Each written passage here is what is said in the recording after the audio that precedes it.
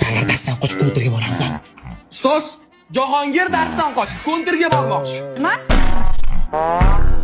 Bola, hayotchi. Ertaga dachaga chiqamiz, faqat xotinlarimizga bildirmasdan. Hadi. Faqat hech kimga tushu. Tushunarmi?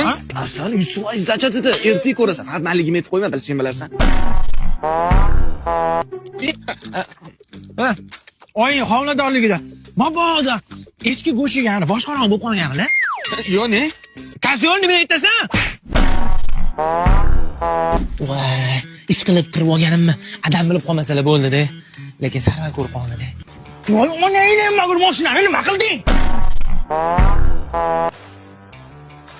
Mashinani qirganimga 1 minutdan bo'lmadi, ada qayerdan bildingiz? Karato'da ketib olib ketdi. Bu Sarvar og'zida gap turmay desam, suv ham turmas ekan-ku.